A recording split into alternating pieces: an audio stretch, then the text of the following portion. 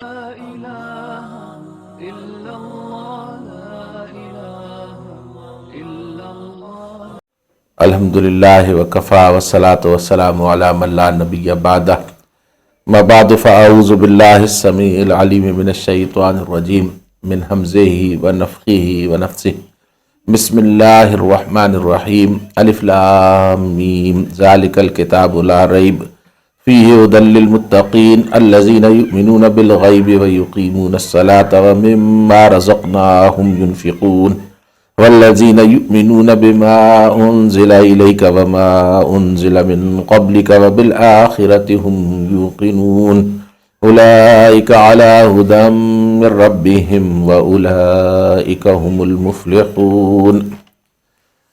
سورۃ البقرہ یہ ساری مدنی دور کی صورت ہے۔ بیشتر حصہ اس کا ہجرت مدینہ سے لے کے اور غزوہ بدر کے درمیان نازل ہوا ہے۔ آخر کی دو آیات کے بارے میں صحیح احادیث میں آتا ہے کہ وہ نبی کریم صلی اللہ علیہ وآلہ وسلم کو معراج کے موقع پر بطور تحفے کے دی گئی تھیں، اور بعض احادیث میں یہ بھی آتا ہے کہ انہیں لے کر ایک فرشتہ جو کہ کبھی بھی زمین پر نازل نہیں ہوا تھا، وہ خصوصی طور پہ نازل ہوا، اور وہ دروازہ اس کے لیے کھولا گیا کہ جو آسمان کا دروازہ کبھی کسی دوسرے شخص کے لیے نہیں کھولا گیا تھا۔ اور یہ سورہ مبارکہ جو ہے، اس کی چند آیات جو کہ تعلق رکھتی ہیں سود کے حرمت اور بندش کے حوالے سے، وہ سن 9 ہجری میں نازل ہوئی۔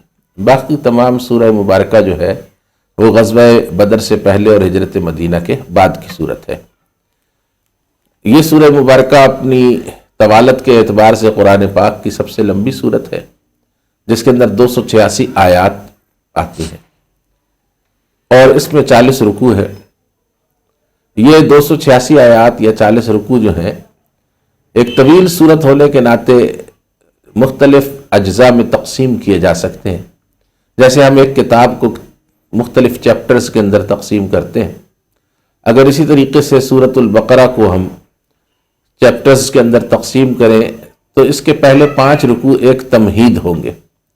اس تمہید کے اندر اللہ تبارک و تعالیٰ نے نبی کریم صلی اللہ علیہ وآلہ وسلم کی رسالت کے حوالے سے چند اہم باتیں جو ہیں وہ ارشاد فرمائی ہیں، اور اس میں نبی علیہ الصلوۃ والسلام پر ایمان لانے والے، آپ کا انکار کرنے والے اور بین یعنی درمیان کی روش اختیار کرنے والوں کا ذکر پہلے 2 رکوع میں کیا ہے۔ پھر تیسرے رکوع کے اندر وہ دعوت ہے کہ جو رسول کریم صلی اللہ علیہ وآلہ وسلم دنیا کے سامنے پیش فرما رہے تھے، توحید، رسالت اور آخرت کی دعوت۔ اور چوتھے رکوع کے اندر حضرت آدم علیہ الصلوۃ والسلام کی خلافت کا ذکر ہے، اور قصہ آدم و ابلیس بھی مروی ہے۔ یہ چوتھا رکوع جو ہے یہ نبی کریم صلی اللہ علیہ وسلم کی رسالت کی حقیقت کے حوالے سے اور زمین کے اوپر اللہ تبارک و تعالیٰ کے منصوبے کے حوالے سے ایک انتہائی اہمیت کا حامل رکوع ہے۔ اس رکوع کی گہرائی کے اندر جا کر تلاوت کرنے اور غور و فکر اور تفکر کرنے سے بہت سے حقائق کھل جاتے ہیں، اور اسلام کی بہت سی ایسی باتیں کہ جو عام آدمی سمجھنے میں مشکل محسوس کرتا ہے وہ سمجھ میں آ جاتی۔ اور پھر 5واں رکوع ہے، جس رکوع کے اندر اللہ تبارک و تعالیٰ نے ہم سے جو پہلی امت مسلمہ تھی یعنی بنی اسرائیل، اس بنی اسرائیل کو اللہ تبارک و تعالیٰ نے چند باتوں کا حکم دیا ہے، اور ان میں سے پہلی بات یہ تھی کہ آپ اپنا کیا ہوا اللہ کے ساتھ عہد نبھائیں، تاکہ اللہ تعالیٰ بھی آپ کے ساتھ کیا ہوا اپنا عہد پورا کرے۔ اس کے بعد 6 رکوع سے لے کے 8ویں رکوع تک بنی اسرائیل کی تاریخ کے مختلف واقعات جو ہیں ان کو ایک ترتیب کے ساتھ بیان کیا گیا ہے۔ اور یہ 6 رکوع جو ہے، اس سے لے کر اور 14ویں رکوع تک بنی اسرائیل کہ اس سوال کا جواب بھی ہمارے سامنے آ جاتا ہے کہ اللہ تبارک و تعالیٰ نے ہم سے پہلی امت مسلمہ یعنی بنی اسرائیل کو اس امامت اور قیادت کے منصب سے معزول کیوں کیا؟ اللہ ان پر کیا احسانات کرتا رہا اور وہ اس کی کس طرح ناشکری سے جواب دیتے رہے۔ اس کے بعد پھر 15واں، 16واں، 17واں اور 18واں رکوع لگاتار ایسے رکوع ہیں کہ جن کے اندر حضرت ابراہیم علیہ السلام اور قبلے کی تاریخ بیان کی گئی ہے، اور قبلہ جو ہے وہ خانہ کعبہ کو قرار دیا گیا ہے۔ یہ اس سوال کا جواب تھا کہ بنی اسرائیل کے ذہن میں یہ بات پائی جاتی تھی، اور بلکہ ان کے کہنے میں بھی آتی تھی کہ اللہ تبارک و تعالیٰ نے ہم سے وعدہ کیا تھا کہ زمین کے اوپر امامت و قیادت، رسالت و نبوت اور شریعت یہ ہمارے پاس رہے گی، تو اللہ رب العزت اپنے اس وعدے سے کیسے پھر سکتا ہے، اور بنی اسماعیل کے ایک شخص کو جو ہے وہ رسول کیسے بنایا جا سکتا ہے۔ تو اللہ رب العزت نے آغاز میں ہی 15ویں رکوع کی یہ بات واضح کر دی کہ اللہ تبارک و تعالیٰ کا وعدہ جو ہے وہ حضرت ابراہیم علیہ السلام اور ان کی نسل کے ساتھ تھا۔ اللہ تعالیٰ کا وعدہ بنی اسرائیل کے ساتھ نہیں تھا۔ یہ الگ بات ہے کہ بنی اسرائیل کے ساتھ اللہ رب العزت نے 2500 سال تک اس وعدے کو نبھایا، لیکن بنی اسرائیل بار بار اپنی طرف سے پورا کیے جانے والے معاملات جو ہیں ان میں پورے نہیں اترے، اور احکامات کو انہوں نے روگردانی کر کے، نظر انداز کر کے اپنے آپ کو مجرم ثابت کیا۔ تو حضرت ابراہیم اور حضرت اسماعیل علیہ السلام کی خانہ کعبہ کی تعمیر کے ساتھ ایک انتہائی قریبی نسبت ہے، اور ان کے ہاتھوں سے وہ دوبارہ تعمیر ہوا آدم علیہ السلام کے زمانے کے بعد۔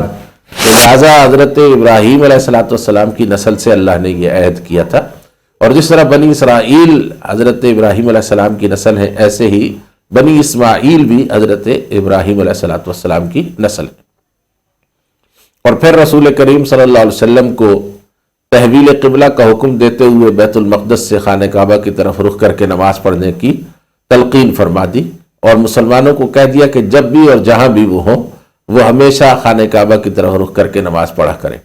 اور ساتھ ہی 19ویں رکوع کے اندر اللہ سبحانہ و تعالیٰ نے یہ بات بھی اہل ایمان کو ایک خاص پیرائے میں سمجھا دی کہ انہیں صبر اور صلات کے ذریعے سے اپنے رب سے مدد طلب کرنا ہے، کیونکہ اگر ان کا قبلہ مشرکین کے پاس ہوگا تو خانہ کعبہ کے بننے کا جو مقصد ہے وہ کبھی پورا نہیں ہو سکے گا۔ لہٰذا جہاد اور قتال کے ذریعے سے انہیں بہرحال اپنے قبلے کو مشرکین کی قبضے سے نکالنا ہے اور آزاد کرانا ہے۔ اس کے بعد پھر اللہ رب العزت نے تمام آگے جو سورت کا جو باقی حصہ ہے اس کے اندر جو رکوع ہیں ان کے اندر نبی کریم صلی اللہ علیہ وسلم کی شریعت کی تفصیلات کو بیان کیا ہے، اور فطری ترتیب کے مطابق سب سے پہلے جو ہے وہ عقائد کو بیان کیا ہے، وَإِلَٰهُكُمْ إِلَٰهٌ وَاحِدٌ لَا إِلَٰهَ إِلَّا هُوَ الرَّحْمَٰنُ الرَّحِيمُ، اور اسی طریقے سے وَالَّذِينَ آمَنُوا أَشَدُّ حُبًّا لِلَّهِ، اور ایسے ہی آخرت کا ذکر، اور پھر اس کے بعد حلال و حرام کا ذکر، اور پھر اس کے بعد جو ہے وہ انسانی جان کے محترم ہونے کا ذکر، پھر نماز، روزہ، حج، زکوٰۃ، اور اس طریقے سے جہاد و قتال، انفاق فی سبیل اللہ، نکاح، طلاق، رضاعت وغیرہ کے جو احکامات ہیں جن کی اختتام جا کر انفاق فی سبیل اللہ، تجارت کے حلال ہونے اور سود کے حرام ہونے کے احکامات کے اوپر ہوتا ہے۔ یہ ساری شریعت جو ہے جو کہ عقائد سے، عبادات سے اور معاملات سے اور اخلاق سے مرکب ہوتی ہے، یہ اللہ رب العزت نے اس کی بنیادی جو باتیں ہیں وہ رسول کریم صلی اللہ علیہ وسلم کی شریعت کی، جو آپ نے آخری اور دائمی شریعت آپ لے کر آئے تھے، اس کو سورۃ البقرہ کے دوسرے پارٹ کے اندر، دوسرے حصے کے اندر بیان کر دیا ہے۔ اور خاتمہ سورہ جو ہے اس کے اندر پھر اللہ رب العزت نے ایک دعا کا طریقہ اہل ایمان کو سکھایا ہے کہ سب سے پہلے تو وہ اللہ رب العزت کی طرف سے نازل ہونے والی ہر شے کے اوپر ایمان کا اقرار کریں اور اس میں کسی شک و شبہ کا اظہار نہ کریں، اور اس کے بعد پھر وہ اللہ رب العزت سے اپنی عاجزی کے ساتھ دعائیں کریں، اور وہ بڑی قیمتی دعائیں ہیں جو اس سورہ مبارکہ کے اختتام پر نازل ہوئی ہیں۔ تو اس طرح سے اس کا جو دوسرا پارٹ ہے وہ بھی 4 حصوں کے اندر تقسیم ہو جاتا ہے۔ پہلے حصے کے اندر جو ہے وہ حضرت ابراہیم علیہ السلام اور آپ صلی اللہ علیہ وسلم کا باہمی تعلق، قبلے کا باہمی تعلق، اور مسلمانوں کا قبلہ خانہ کعبہ جو ہے اس کا تعلق وہ بیان ہوا ہے۔ دوسرے حصے کے اندر پھر اللہ تبارک و تعالیٰ نے عقائد کو بیان کیا ہے، اور عقائد کے ساتھ عبادات کا بھی ذکر فرمایا ہے۔ پھر تیسرے حصے کے اندر اللہ تبارک و تعالیٰ نے نکاح اور طلاق کے حوالے سے جو ہے وہ بہت تفصیلی شریعت وہ نازل فرمائی اور اسی میں رضاعت کا ذکر بھی آ گیا ہے. اور پھر چوتھا حصہ جو ہے اس کے اندر انفاق فی سبیل اللہ اور جہاد و قتال کا ذکر ہے. اور اسی چوتھے حصے کے اختتام کے اوپر انفاق فی سبیل اللہ اور مالی معاملات کے حوالے سے اللہ رب العزت نے تجارت کے حلال اور سود کے حرام ہونے کا بھی ذکر کر دیا ہے. تو اس اور پھر تجارتی معاملات کے لین دین کے وقت جو ہے وہ لکھت پڑھت کی لازمی اور صورت کو بھی بیان فرما دیا ہے. اور بہت سی ایسے باتیں جو کہ عام طور پر عربوں میں پریکٹس نہیں تھیں ان کو ذکر کر دیا تاکہ بعد میں کسی فتنے اور فساد کا سبب نہ بنے. تو یہ سورہ مبارکہ اس اعتبار سے رسول کریم صلی اللہ علیہ وسلم کی رسالت سے پیدا ہونے والے تمام سوالات کا جواب دیتی ہوئی ایک سورت ہے. اسی وجہ سے کہ رسالت ہی کی تصدیق کی بنیاد پر اسلام کا انحصار ہے. ہر آدمی اس وقت مسلم ہوتا ہے جب وہ رسول کریم صلی اللہ علیہ وسلم کی رسالت کی تصدیق کرتا ہے.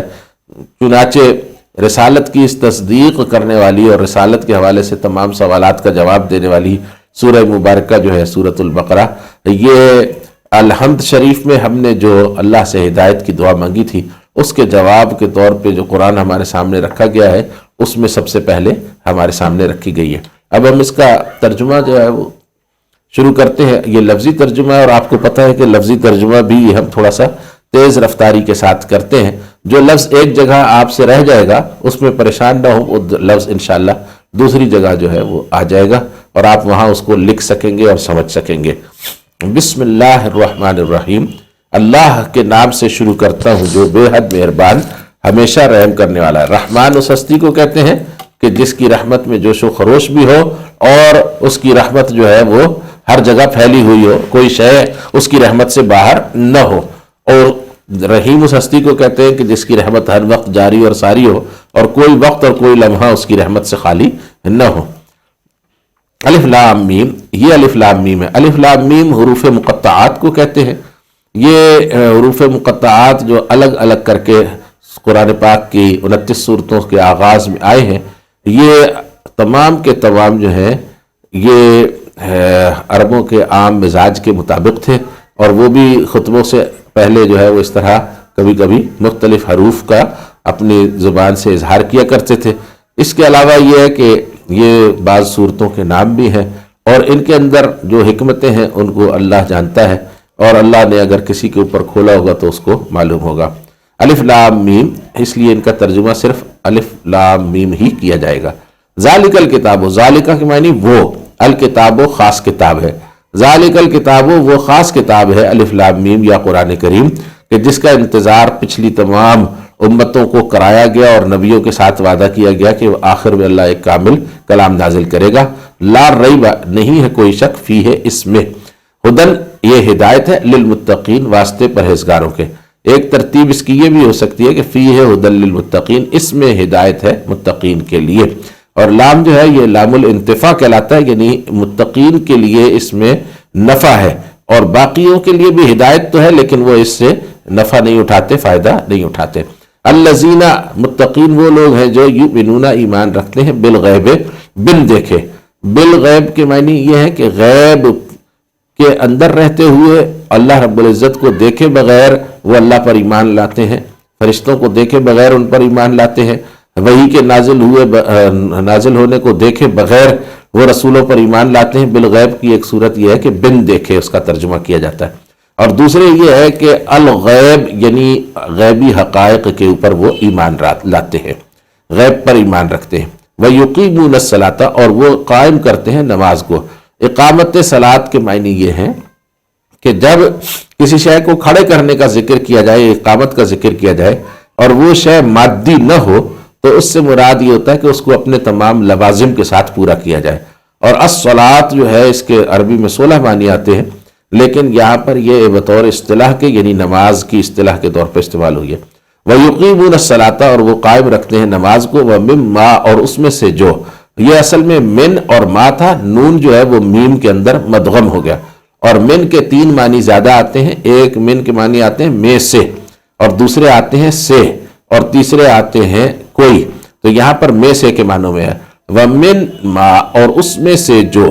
ہاں رزقناہم ہم نے رزق دیا ہے ان کو، رزقنا ہم نے رزق دیا ہم ان کو، ينفقون وہ خرچ کر رہے ہیں، والذین اور وہ لوگ جو یؤمنون ایمان رکھتے ہیں، بما ساتھ اس کے جو انزلہ اتارا گیا، الیکا جانب آپ کی، وما اور جو کچھ کے انزلہ اتارا گیا تھا، من قبل کا آپ سے پہلے، من معنی سے اور قبل پہلے اور کا آپ سے، وبالآخرت اور آخرت پر، آخرت جو ہے یہاں پر ال کے ساتھ آئی ہے، اس کا مطلب یہ ہے کہ یہ ایک خاص اصطلاح ہے، اور اس کے معنی یہ ہے کہ وہ جو دنیا ہے جو اس دنیا کے بعد آئے گی، the world hereafter جس کو کہتے ہیں، وبالآخرت اور آخرت پر، ہم وہ یوقنون یقین رکھتے ہیں، اولئک وہی لوگ ہیں، علی اوپر، ہدن ہدایت کے، من ربہم اپنے رب کی طرف سے، واولئک ہم اور وہی لوگ ہیں، ہم المفلحون جو کہ فلاح پانے والے ہیں، کامیاب ہونے والے ہیں۔ اولئک جو ہے وہ 2 دفعہ آیا ہے اس میں، اور اولئک ذالکہ کی جمع ہے۔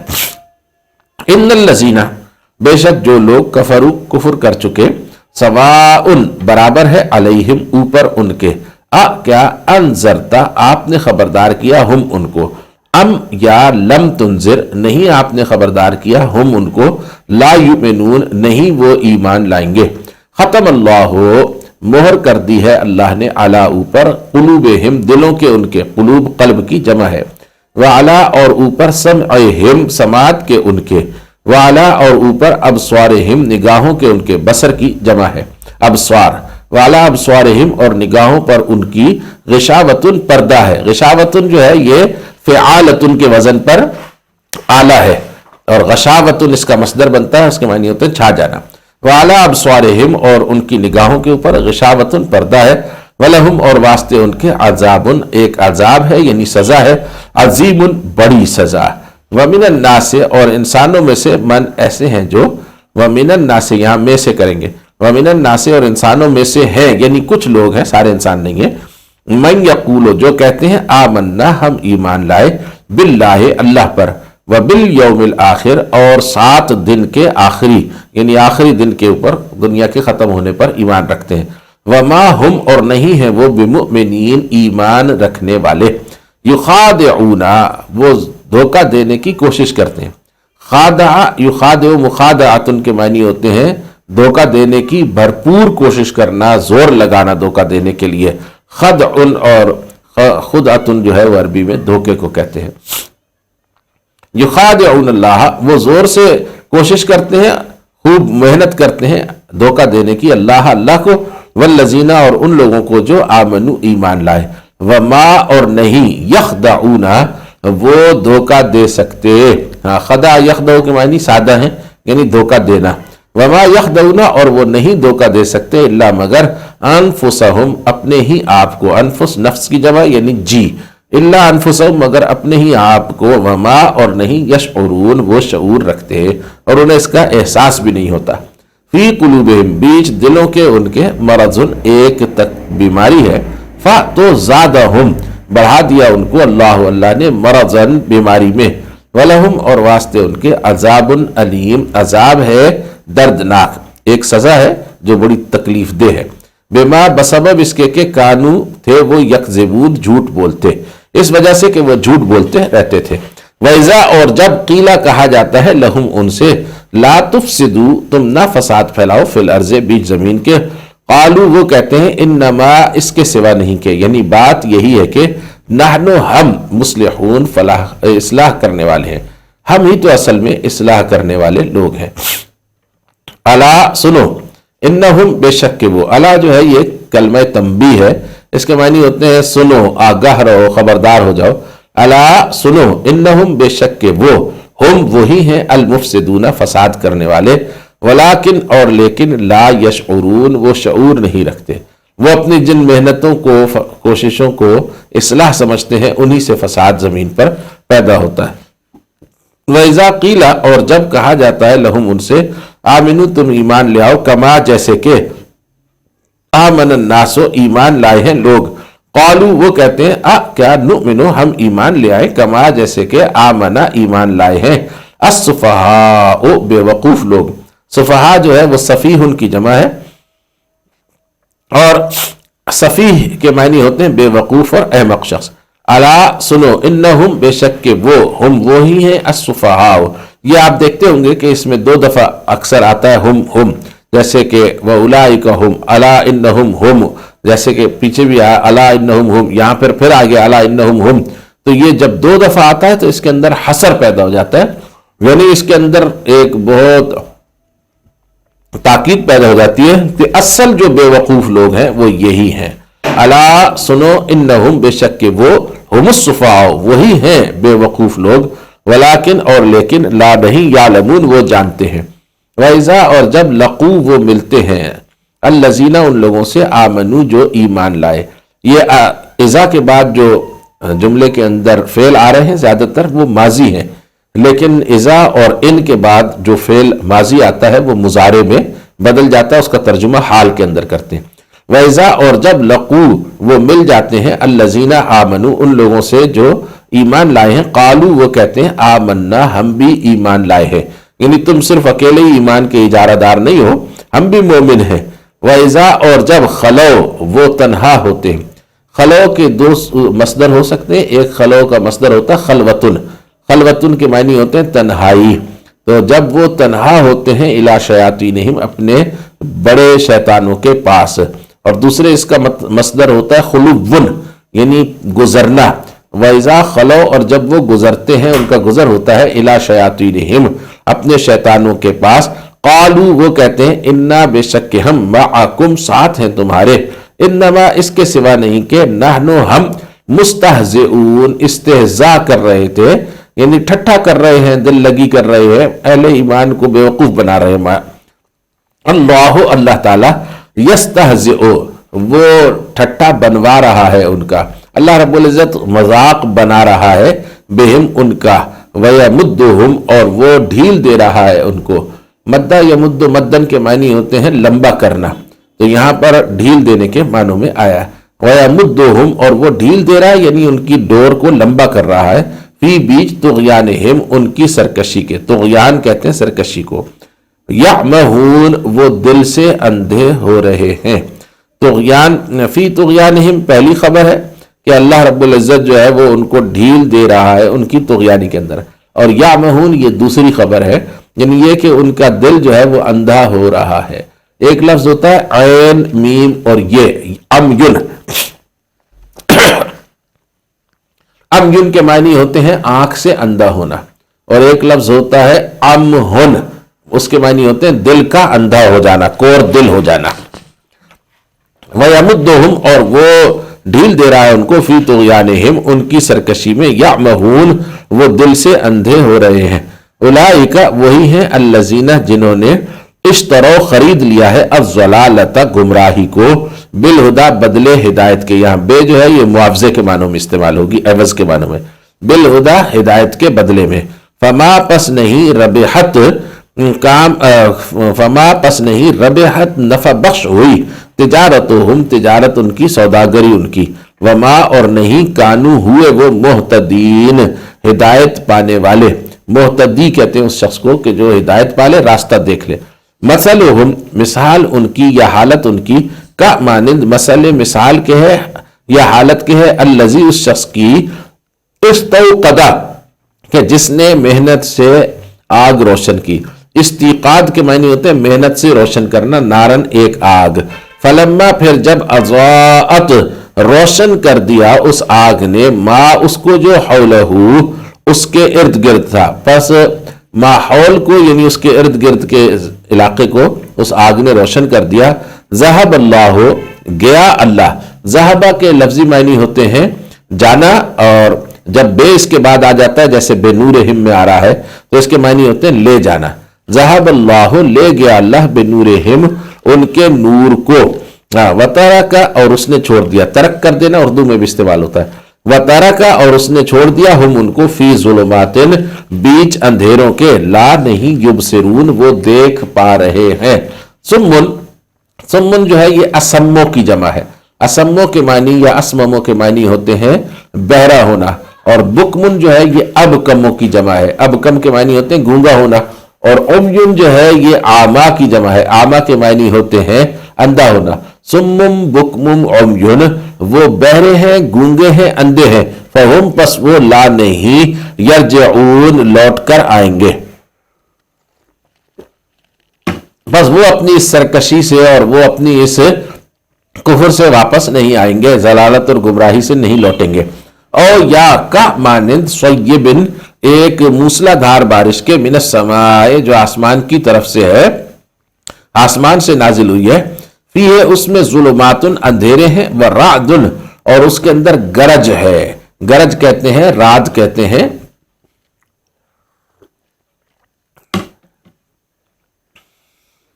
ورعد، اور گرج ہے یعنی بادلوں کی گرج کو رعد کہتے ہیں. وبرق، اور برق جو ہے وہ بجلی کو بھی کہتے ہیں اور اس کی چمک کو بھی کہتے ہیں. یجعلون، وہ کر رہے ہیں، اصابعہم، اپنی انگلیاں. اصابع اصبع کی جمع اصبع کہتے ہیں انگلی کو. یجعلون، وہ کر رہے ہیں، اصابعہم، اپنی انگلیاں، فی بیچ، آذانہم، اپنے کانوں کے. آذان جو ہے وہ اذن کی جمع ہے، اذن کے معنی ہوتے ہیں کان.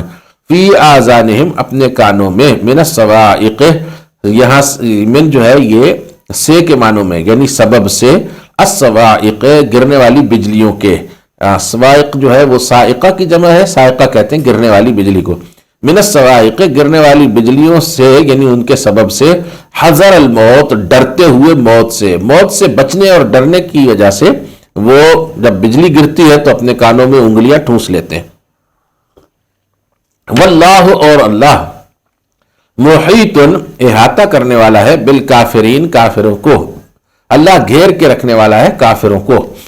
یکاد البرق، میں نے پہلے دن عرض کیا تھا کہ بے جو ہے یہ ایک کثیر الاستعمال حرف ہے اور اس کے معنی بھی بہت زیادہ آتے ہیں. بے کے معنی جو ہے وہ ساتھ کے، ساتھ میں، سے، پر، تک، کو، کا، کی، کے اور بارے میں وغیرہ آتے ہیں.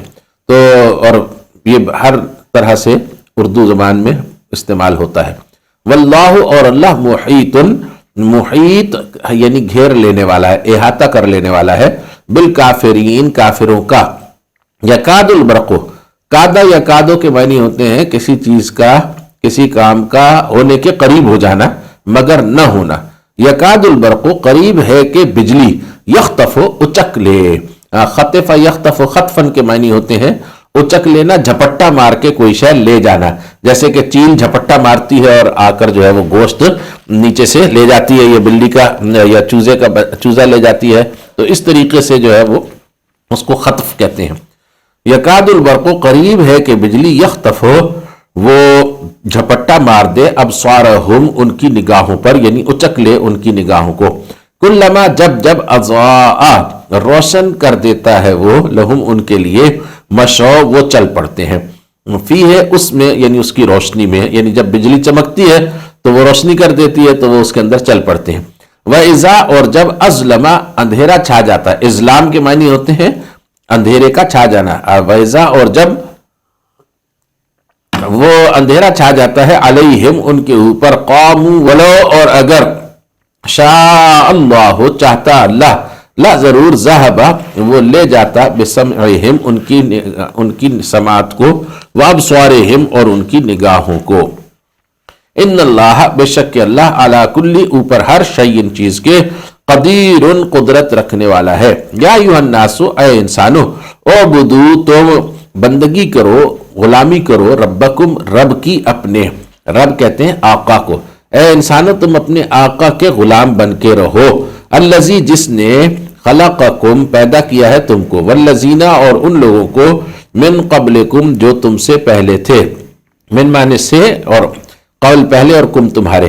من قبلکم، تم سے پہلے تھے. لعلکم، تاکہ تم، تتقون، بچ جاؤ. تتقون کے لفظی معنی ہے بچنا.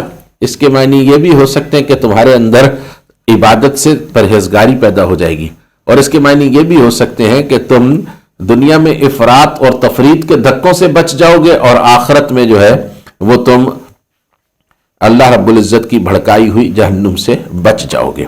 الذی، اس ذات کی بندگی کرو، اس کی غلامی کرو، جس نے، جعل، کر دیا، لکم، تمہارے لیے، الارض، زمین کو، فراشن، ایک بچھونا، ایک فرش، والسماء، اور آسمان کو، بناء، ایک چھت، وانزل اور اس نے اتارا من السماء آسمان سے ماء پانی کو فاخرجا تو اس نے نکالا بھی اس کے ذریعے سے من الثمرات پھلوں میں سے رزقن رزق لکم واسطے تمہارے یعنی فلا پس نہیں تجعلوا تم مقرر کرو للہ اللہ کے لیے اندادن کوئی مد مقابل اللہ کے مقابلے میں کسی اور کو مت پکارو وانتم حالانکہ تم تعلمون جانتے ہو. اب یہاں ایک سوال پیدا ہوتا ہے کہ تم کیا جانتے ہو، یعنی یہ ہے کہ اگر وہ یہ جانتے ہوتے کہ شرک غلط ہے اور شرک جھوٹ کے اوپر مبنی ہے اور ہم جھوٹی آواز لگا رہے ہیں اور جھوٹی پکار لگا رہے ہیں تو وہ ظاہر ہے کہ نہ شرک کرتے. یہاں جاننے سے مراد یہ ہے کہ جو تمہارے علم میں ہے کہ انسانوں کو اللہ نے بنایا ہے، اور یہ بھی تمہارے علم میں ہے کہ انسانوں کے رہنے کا یہ جو گھر ہے زمین اور آسمان یہ بھی اللہ نے بنایا ہے، اور تمہارے علم میں یہ بات بھی ہے کہ یہاں انسانوں کی اور باقی مخلوقات کی ضروریات پوری کرنے کے لیے جو پھل پھلواری پودے اگائے ہیں اور باقی چیزیں ضرورت کی پوری کی ہیں وہ بھی اللہ نے کی ہیں. تو جب گھر بھی اللہ نے بنایا ہے اور گھر والے بھی اللہ نے بنائے ہیں اور گھر والوں کی ضرورت کے سارے سامان بھی اللہ نے اگائے ہیں، تو ان سب کو جانتے ہوئے تم اللہ کے ساتھ کسی کو شریک کیوں ٹھہراتے ہو؟ پھر ان کا ہے کیا کہ جو ان سے مانگتے ہو. وَإِنْ اور اگر کنتم تم ہو فی ریب، اوپر جو ہے وہ توحید کا بیان تھا، اب رسول کریم صلی اللہ علیہ وسلم کی رسالت کیا معجزہ جو ہے اس کے حوالے سے رسالت کا بیان ہے. وَإِنْ اور اگر کنتم تم ہو فی بیچ ریبن کسی شک میں مما اس کے سبب سے جو مما اس کی طرف سے جو نزلنا ہم نے اتارا ہے علی اوپر اب دینا اپنے بندے کے فَأْتُو تو تم آؤ. اتیان کے معنی ہوتے ہیں آنا، فَأْتُو پس تم آ جاؤ، بصورتن ساتھ کسی صورت کے یعنی کوئی صورت لے آؤ.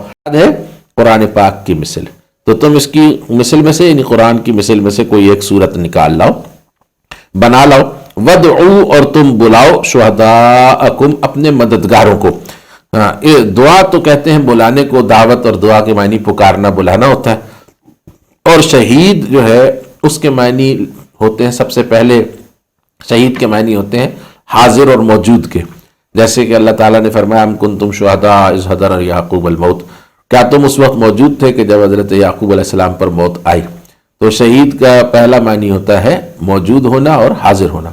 شہید کے دوسرے معنی ہوتے ہیں گواہ، کسی کے اوپر گواہی دینے والے کو شہید کہتے ہیں. اور شہید جو ہے اس کے تیسرے معنی ہوتے ہیں مددگار کے، کہ کسی کی بر وقت مدد کرنا. شہید کے معنی میں مشیر اور شہید کے معنی جو ہے وہ رہنمائی کرنے والے کے بھی آتے ہیں. یہ آگے پھر بحثیں آئیں گی قرآن پاک میں جب یہ اپنے معنوں میں استعمال ہوں گے مختلف جگہوں پر.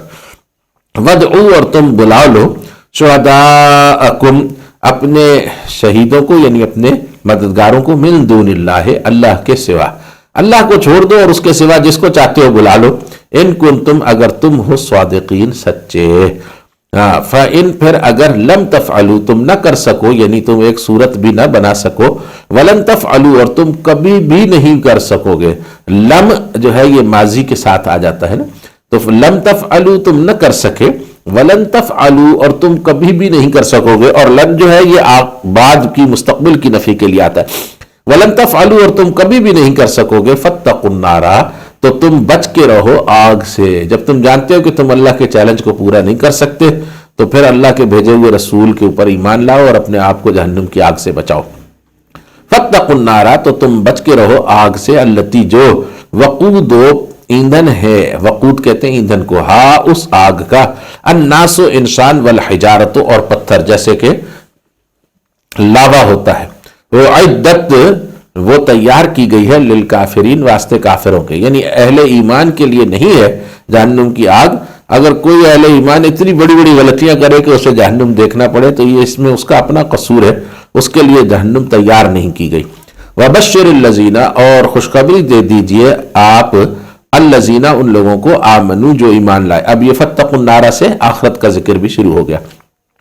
وبشر الذین آمنو اور خوشخبری دے دیجئے ان لوگوں کو جو ایمان لائے ہیں، وعملوا اور انہوں نے اعمال کیے ہیں، الصالحات نیک. عملو جو ہے یہ تو فعل ہے اور الاعمال الصالحات تھا اصل میں. الاعمال وہ ہے جو کہ کیے جاتے ہیں اور الصالحات ان کی صفت ہے. تو صفت جو ہے اپنے ساتھ موصوف کو اتنے زیادہ واضح طور پہ بیان کر دیتی ہے کہ ضرورت نہیں تھی موصوف کے بیان کی. وَعَمِلُوا الْأَعْمَالَ الصَّالِحَاتِ بنتا، لیکن یہاں پر صرف الصالحات کہنے سے بھی کام پورا ہو گیا. تو وَعَمِلُوا اور انہوں نے عمل کیے الصالحات نیک عمل، انا یہ کہ لہم واسطے ان کے جناتن باغات ہیں، تجری بہتی ہیں من تحتہا ان کے نیچے سے الانہارو نہریں، یعنی ان کے دامن میں نہریں رواں ہیں. کلما جب جب، ایک لفظ ہوتا ہے لما، ایک لفظ ہوتا ہے کلما. لما کے معنی ہوتے ہیں جب، اور کلما کا مطلب ہوتا ہے جب جب، وین ایور، ہمیشہ. کلما جب جب رزق دیا جائے گا ان کو، منہا اس میں سے، یعنی ان جنتوں میں سے، من ثمرتن کسی پھل کا، کوئی پھل. یہاں من جو ہے یہ ثمرتن سے پہلے کوئی کے معنوں میں، من ثمرتن کوئی پھل، رزقن بطور رزق کے، قالو وہ کہیں گے ہاذا یہ ہے الذی جو رزقنا رزق دیا گیا تھا ہم کو، من قبل اس سے پہلے، واتو اور دیا گیا تھا ان کو بہی اس کے ساتھ متشابہن ملتا جلتا، یعنی ان کو دنیا میں جو ہے وہ پھل یہ نہیں دیے گئے، اس سے ملتے جلتے پھل دیے گئے تھے. وَلَهُمْ اور واسطے ان کے فیہا اس میں ازواجن جوڑے ہوں گے، مطہرتن پاک کیے ہوئے، جن کے اندر جو ہے وہ جوڑوں کو ایک دوسرے سے جو تکلیف پہنچتی ہے وہ تکلیف پہنچانے والی باتیں نہیں ہوں گی. وَهُمْ اور وہ فیہا اس. سبسکرائب کریں، شیئر کریں اور بیل آئیکن کو دبانا نہ بھولیں.